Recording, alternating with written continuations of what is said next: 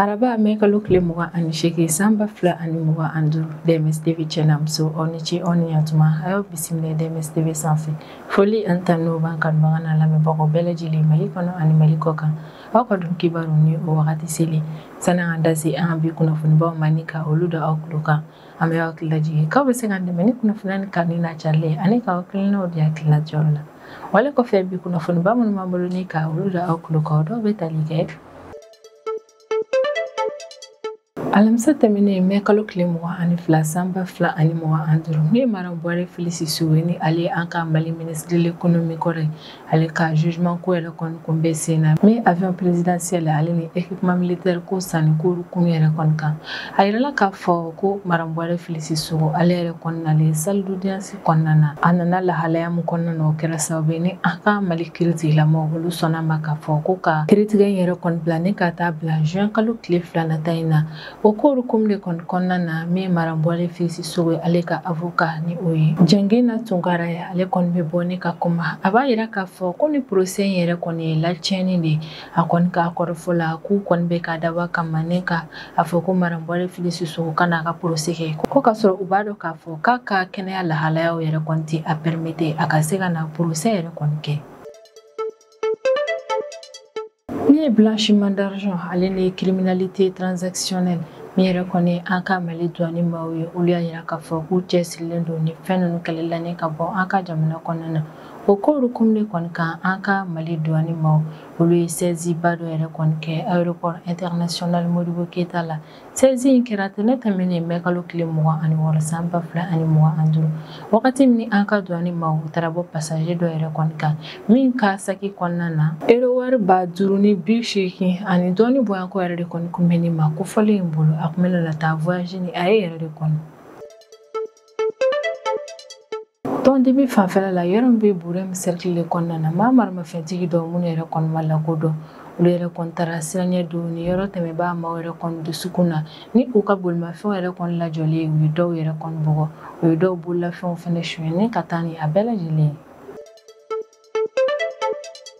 tɛnɛ tɛmɛnen mɛ kalo tile 26 sanba 2 ani 25 bari gɔlimaw olu yɛrɛ kɔni bɛ bɔ ni ka communiqué kɛ communiqué min kɔnɔna na u bɛ laseli kɛ ko an ka Mali autorités bɛ fɛ ka fɛɛrɛ min tigɛ ni ka sanubɔyɔrɔ Lilo Kungo to ka o yɛrɛ kɔni bila administration provisoire dɔ yɛrɛ kɔni bolo ka ɲani barikɔli ni Mali autorités ka se ka ɲɛ u ka fɔɲɔgɔnkɔ in yɛrɛ kɔni na ko olu barikɔlimaw olu ti diɲɛ ni o wale ye wari de la olu fɛnɛ ye requête dɔ bila ka taa Bamakɔ tribunal de commerce yɛrɛ kɔni na walasa min ye an ka Mali autorités ka laɲini min ye ne ka Lilo Kungo to yɛrɛ kɔni bila administration provisoire la ka se ka o wale yɛrɛ kɔni bali ni ka tɛmɛ ni kiiri sira ye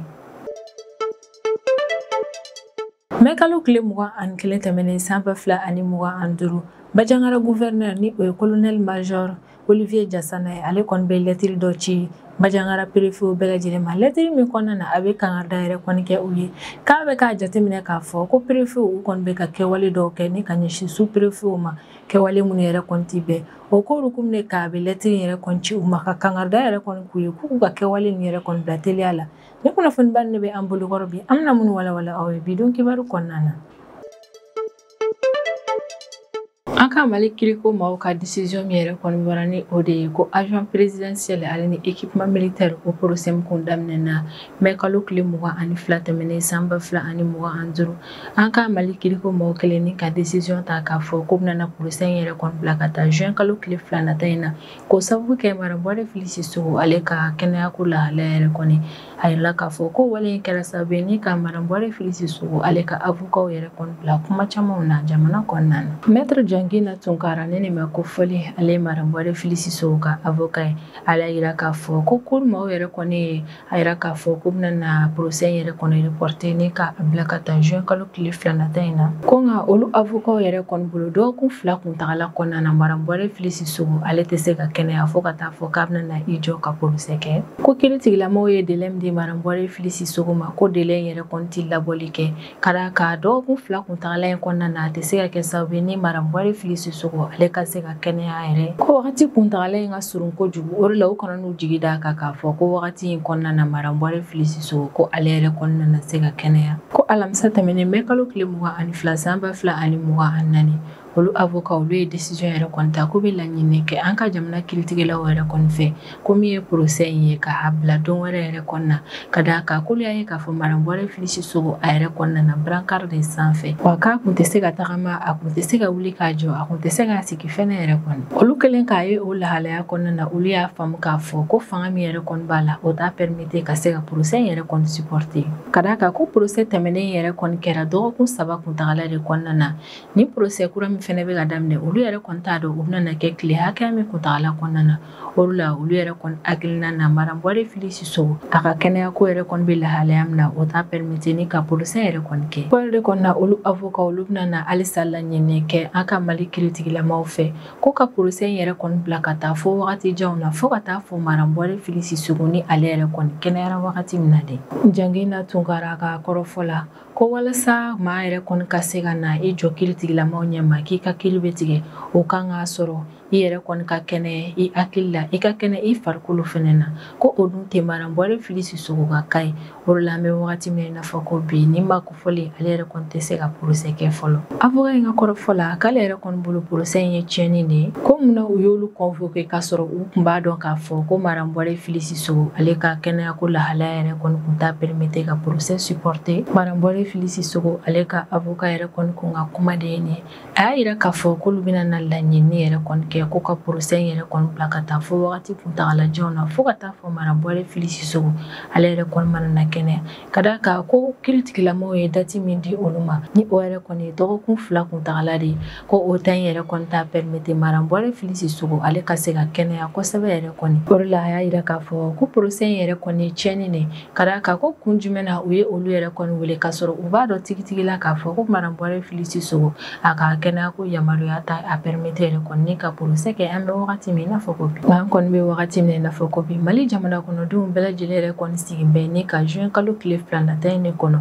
ka d'a kan bɛɛ lajɛlen jigi dalen don a kan k'a fɔ ko min ye Madame Buhari Fili Sissogo ye nin date kofɔlen in ko bɛna n'a sɔrɔ ale yɛrɛ kɔni kɛnɛyara ka d'a kan mɛ kalo tile 22 tɛmɛnen san 2025 Madame Buhari Fili Sissogo ale nana lahalaya min yɛrɛ kɔnɔna o kɛra sababu ye ni ka a hinɛ don maa caman yɛrɛ kɔnɔna Madame Buhari Fili Sissogo ale kɔni kun ka avocat ka kumaw de ye nin nka min ye an ka kiiritigilamaw ye olu kɔni ma décision yɛrɛ kɔni ta k'a fɔ ko bɛna na procès in yɛrɛ kɔni bila ka taa fo date wɛrɛ yɛrɛ kɔnɔna an bɛ wagati min i n'a fɔ ko bi halisa procès in date yɛrɛ kɔni fixelen don juin kalo tile 2 nata in de la tɛnɛ tɛmɛnen mɛ kalo tile 26 san 2025 an ka Mali douane ma olu ye saisiba dɔ yɛrɛ kɔni kɛ an ka Bamako aéroport international Modibo Keita la an ka Mali douane ma minnu yɛrɛ kɔni bɛ baara kɛ aéroport la olu ni cellule de ciblage de la direction du renseignement et de la lutte contre la fraude collaboration yɛrɛ kɔni tɛmɛna ni cakɛda fila ninnu ni ɲɔgɔn cɛ collaboration min kɛra sababu ye ni an ka Mali douane ma olu sera ka u tɛgɛ da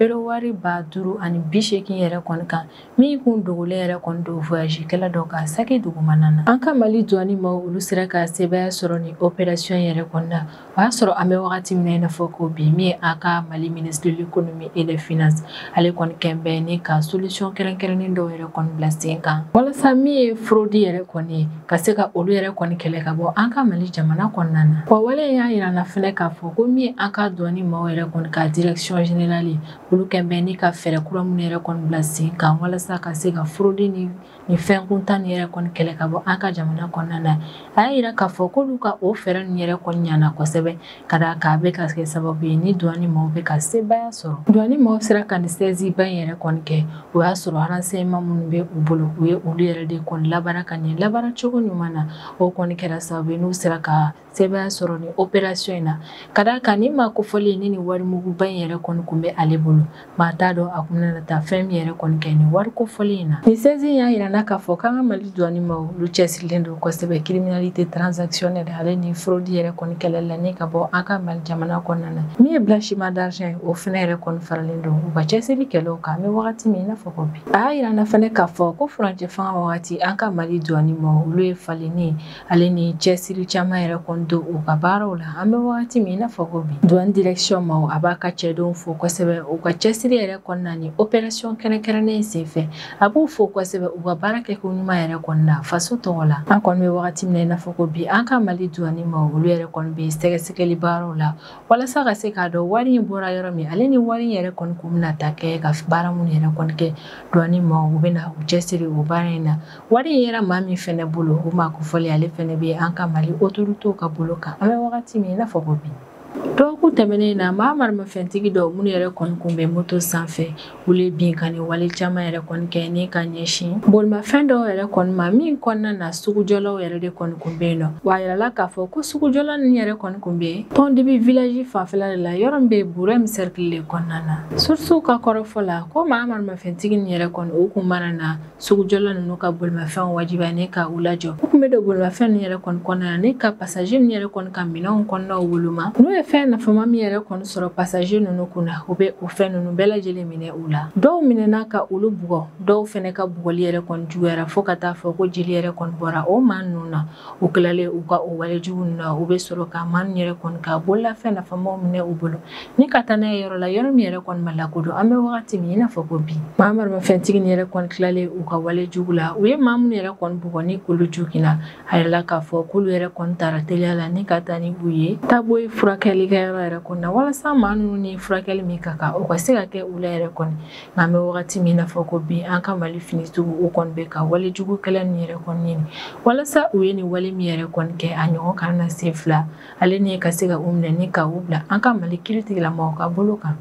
Masina mara kɔnɔna na sɛnɛkɛla dɔw yɛrɛ kɔni minɛla maa marimafɛntigi dɔw fɛ k'u to baara la u ka foro kɔnɔna na ko wale in kɛra juma tɛmɛnen mɛ kalo tile 23 san 2025 sisan ni kura mara kɔnɔna na yɔrɔ min bɛ tali kɛ Masina cercle de kɔnɔna wagati min na maa marimafɛntigi dɔw minnu yɛrɛ kɔni ma lakodɔn olu yɛrɛ kɔnɔna na moto la ni ka na maa dɔw sɔrɔ baara yɛrɛ kɔnɔna u ka foro kɔnɔna na u ye maa ninnu yɛrɛ kɔni wajibiya ni ka taa ni u ye yɛrɛ kɔni maa marimafɛntigi minnu kun bɛ moto sanfɛ n'u nana maa dɔw wajibiya ni ka taa ni u ye u nɔfɛ o maa ninnu yɛrɛ kɔni ye mɔgɔ 7 de ye ko bamaciwale maa ninnu nana bali mɔgɔ ninnu na o y'a sɔrɔ u kɔni kun bɛ baara la u ka forow kɔnɔna na k'u tilalen mɔgɔ ninnu yɛrɛ kɔni minɛli la u taara don tuguni ni ka maa ninnu yɛrɛ kɔni ka malo bɔrɔ caman fɛnɛ ta ka sɔrɔ ka boli ka taa yɔrɔ la yɔrɔ min yɛrɛ kɔni ma lakodɔn an bɛ wagati min i n'a fɔ ko bi sisan ni kura sigiba maaw yɛrɛ kɔni bɛ welemada kɛ ni ka ɲɛsin an ka Mali autorités yɛrɛ kɔni ma ko olu ka ni maa 7 minnu minɛna maa marimafɛntigi ninnu fɛ k'olu tɛ kunnafoniya foyi kalama u ka ni maa 7 na ko de la u bɛ laɲini kɛ an ka Mali autorités fɛ u ka fɛɛrɛ yɛrɛ kɔni latigɛ ka sɛgɛsɛgɛli baara dɔw yɛrɛ kɔni boloda walasa olu ka ni maa 7 ninnu olu ka se ka ye ka sɔrɔ baasi foyi ma u sɔrɔ. Barigol maaw bɛ communiqué kɛ tɛnɛn tɛmɛnen mɛ kalo tile 26 san 2025 communiqué min kɔnɔna na Barigol maaw b'a yira k'a fɔ k'an ka Mali autorités hakilina min bɛ olu la an bɛ wagati min na i n'a fɔ ko bi ni o de ye ka Lolo Kungoto sanubɔyɔrɔ ka o yɛrɛ kɔni bila administration provisoire dɔ la k'olu Barigol maaw olu tɛ jɛn ni o wale in ye Barigol maaw ka kɔrɔfɔ la ko hukumu yɛrɛ de kɔni kan olu ye requête dɔ yɛrɛ kɔni bila Bamakɔ tribunal de commerce maaw yɛrɛ kɔni yɔrɔ la walasa ka se ka Mali autorités ka nin laɲini yɛrɛ kɔni bali Barigol maaw ka kɔrɔfɔ la ko Mali autorités bɛ fɛ ka nin laɲini min yɛrɛ kɔni kɛ ko yamaruya tɛ u bolo ka o laɲini yɛrɛ kɔni lasabati wa fɛn foyi tɛ yen nɔ u bɛ se k'u sinsin min yɛrɛ kɔni kan walasa ka se ka Lolo Kungoto yɛrɛ kɔni bila administration provisoire kan fɔlɔ ko yɛrɛ de kɔni na olu Barigol maaw yɛrɛ kɔni tɛ jɛn n'a ye an ka Mali autorités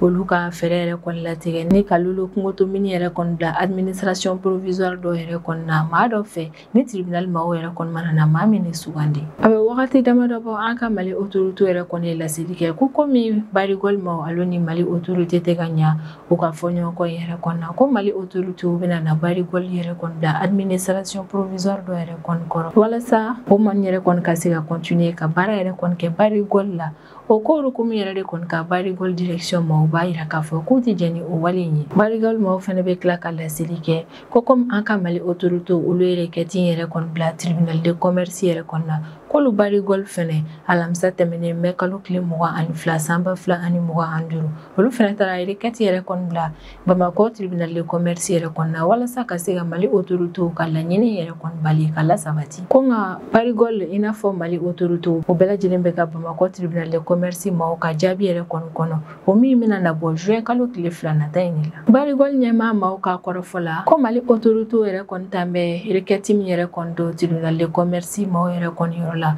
walasa ka se ka barigol ma wɛrɛ kɔni wajibiya ni ka administration provisoire dɔ yɛrɛ kɔni bila lulo kungoto yɛrɛ kɔni kan ko o yamaruya tɛ Mali autoritéw bolo o tɛ se ka o sinsin ko foyi yɛrɛ kɔni kan ko min bɛ se ka yamaruya yɛrɛ kɔni di u ma ka lulo kungoto mini yɛrɛ kɔni bila administration provisoire dɔ la fɔlɔ barigol yɛrɛ kɔni bɛ dénonceli kɛ ko an ka Mali autoritéw fɔɲɔgɔnkɔ bɛ barigol ni u ni ɲɔgɔn cɛ la ko Mali autoritéw bɛ fɛ ka o ko tɔ lajuguya ko wa ko in bɛ kɛ wagati dɔ la o y'a sɔrɔ an ka Mali autoritéw olu kɛmɛ ni ka barigol ka baarakɛla maa dɔw minɛ ka sɔrɔ sariya ti jɛ ni a ye wa barigol ma olu ka sanu bɔli yɛrɛ kɔni ka taa n'a ye kɔ kan yɛrɛ kɔni ko o jɔlen don nin y'a kalo 5 de ye barigol maaw ka kɔrɔfɔ la k'ali n'a sɔrɔ an ka Mali autoritéw yɛrɛ kɔni kɛmɛ ni ka olu ka baarakɛla dɔw minɛ ni ka olu datugu k'olu barigol maaw bɛ ka continuer ni ka u ka baarakɛlaw an'u ka sous-traitants yɛrɛ kɔni bɛɛ lajɛlen jukɔrɔma don n'u ka kalo saraw yɛrɛ kɔni dilen u ma kalo kalo o communiqué kelen kɔnɔna na barigol maaw yɛrɛ kɔni bɛ an ka Mali autoritéw ɲangi kosɛbɛ ko an ka Mali autoritéw u bɛ ka fɛɛrɛ yɛrɛ kɔni latigɛ ni opération minnu bɛ kɛ lulo kungoto yɛrɛ kɔni na k'u bɛ fɛ ka u sen don o baara ninnu na ko wa an ka Mali autoritéw bɛ ka u sen donni min kɛ olu ka baara yɛrɛ kɔni la lulo kungoto mini kɔnɔna na ko dalilu foyi tɛ Mali autoritéw bolo min bɛ se ka o ko in yɛrɛ kɔni ɲɛfɔ